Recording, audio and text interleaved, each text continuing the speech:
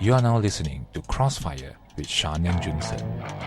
You know, I came across this article. It says here why I had to leave Malaysia. I mean, I'm pretty sure. All of you all before the show, I did ask you all. Did you all actually went overseas to study? So the thing is, why do you all came back? Because the thing is, you see, like recently, there's a lot of issues regarding brain drain, and they actually came up with this whole program to actually bring back the so-called the brightest minds back to Malaysia. But somehow I kind of doesn't see it happening, because some of my friends actually, or some of my relatives, they say they actually rather stay overseas. And like one of my friend's sister, she was actually she actually did medical in Ireland, and her whole family is still here. Only she alone was actually in Ireland. And I asked my friend, why didn't your sister come back? She said, we just pay better, and of course the privileges are actually much better over there. And they said when they come back here, certain things doesn't fall into place compared to when she was actually in Ireland. So hence that's why she's staying there. So that's why I posed this question to you all. You know, why do you all came back? You all went overseas to study, and why do you all came back? Is that a pulling factor within Malaysia, or this is home? Wherever you go, you'll always be a foreigner in someone else's country. Yeah. You'll always be a foreigner to someone else's culture. You will not be accepted like how you accepted here. You won't have the conveniences that you have in Malaysia. Go away, pendatang.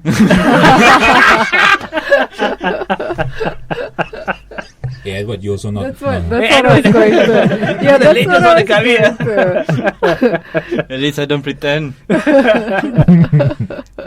See that you derailed me here. Just like the... Never mind. Where was I? All patriotic. You were talking about octopuses. You were carrying flags Skyfall. when you were overseas. Skyfall. Oh, right. Yes. So, basically, yeah, having grown up my whole life here, then going to someone else's country, just don't fit. I mean, culturally, language-wise, food... Nah, not food. Not food. Yeah, just everything's so foreign. Like you walking around in France and everybody's speaking French, and like should be speaking Malay and English. Why are they speaking French? What? Why the street signs not in Malay or English? I can't read all this. This is ridiculous. Where are all the Malays and Chinese and Indians in France? You're such you know. I took a trip I'm once to a Hong local. Kong. Yeah. I took a trip once to Hong Kong with a bunch of Malaysians. And the whole time, they all kept saying, "Oh, I really want teh tarik. I really miss teh tarik." It was like 3 days. The whole time, I really want... You sound like those food people. Food you wasn't sound an like issue. those guys. Food wasn't an issue. It's just like everything Malaysian. I want. You went to Hong Kong? Yeah. Was it to watch a table tennis match? No. You see, Why table tennis? because I heard that King Kong went to Hong Kong to play ping pong with his ding dong. unfortunately, I did not get to witness the spectacle. Oh, son, if you want to watch ping pong, my hometown has ping pong and more. No one's going to your hometown to see your version of ping pong. No. There's certain things in life you can't unsee. No. Why not? Because you can't unsee those things. No. I don't want to know. Yes. Okay, so I came back because when I went to Adelaide in Australia, which maybe isn't that great a place lah. Because when I went, I was like, you know what? There are stupid people everywhere.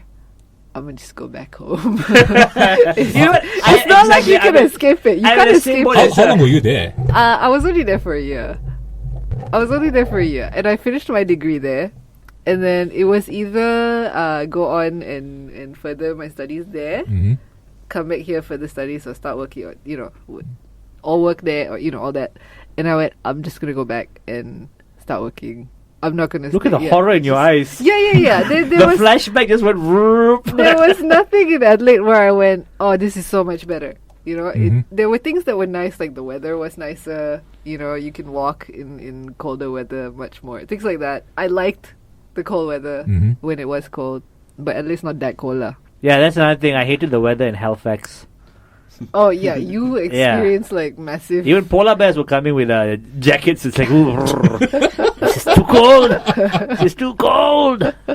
Yeah, but for me, I like the people. I love the idiots. Where do you went? I was in London. Wow. Okay. Crikey, you be So the queen. for me, it was kind of like brick fields. England. Yeah. A lot of Indian fellas talking with an accent. Okay. Just except it's colder.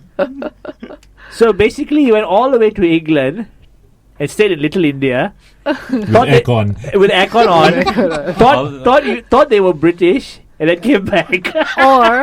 Or if you go to Brickfields and wait until global warming does its thing, eventually there will be winter in Brickfields. You could do that, and then you would have the same experience. Yes, probably. Right? Probably. But I heard that you actually got kicked out of the country. Yes. Yeah. Let's play a guessing game. What did he do? Yeah, it was not the lure of... What country is this? Yeah, England. It's not the keropok leko, it's not the teh tarik or the nasi dagang that got me back home. Mm-hmm. But it was a rather special woman. Oh. No. Her name was Theresa May. There you go. Siapa itu? Theresa May is the Home Minister. Okay. Yeah. Part of And you wanted to marry her. And she didn't like all of us folks. Why? We're not Polish enough. If you're Polish, you're fine. Because they went, like the current trend, it started back when I was there, which was around 2012. The Europeans are starting to go righter on the immigration policy. On the EU thing, the EU trade. So even Americans, and most of the visa offences are committed by the Americans, by the way. Really? Yeah, even they're not welcome. The Syrians can't get in. The other refugees. I'm guessing with the Americans, it's like, well, y'all really wanted to get away before this. Yeah. Why don't you just stay there? Don't come back here. So why did they put the same law on the great clan Sukapon? I'm not sure. I'm guessing They don't like the Sukapons. Cruel to be kind and all equal treatment. So in the name of equality, you got booted out of the country. Yes. That's If only I could ask them to return the diamond curry. The what? Diamond curry. Diamond curry. I know. Diamond Recently, India has asked for its diamonds back. There was. Not recently. It's been going for a long time. Yeah. But this time, a bunch of actors and like Bollywood people and they some danced away. Yeah. They've started a I think it's like I forget what it's called. A consortium. If you could look it up, that would be awesome. But they've started a thing, and they're demanding for the biggest diamond back. I forget what it's called. Something the mountain or something. Oh, the Queen's Jewels. Yeah. Yeah. Jewels, yeah. The to the Tower of London. Yes, they're asking for it back. And they're doing it through the courts. But apparently their case may not be so strong lah, because they're trying to do it through one of the Holocaust laws, which doesn't apply to things that didn't happen around the Holocaust lah. Yeah, they're not going to get it back. Yeah, there's no way the Queen is going to... She super glued the crown to her head. She's not going to... she is not going to give it back. Yeah. She'll be there with her She'll be there. corgis. Yes. No! Go away from me! No, she'll just stick corgis on you. Yeah. Corgis on you. Stay away! Biting your ankles. Attack corgis! This might be Shah Rukh Khan though. I don't know if you Yeah, that's Shah Rukh Khan talking. You're right. That was Shah Rukh Khan. Yeah. And the Queen's like, I don't know what this fella's doing. She want the crown so badly. Fill Form 28 and then go to Windows 7 and then get that form and then come back. Mm-hmm. By that time, I don't know what will happen. No. No, there's only British 15 more bureaucracy. steps, exactly. Yes. British bureaucracy.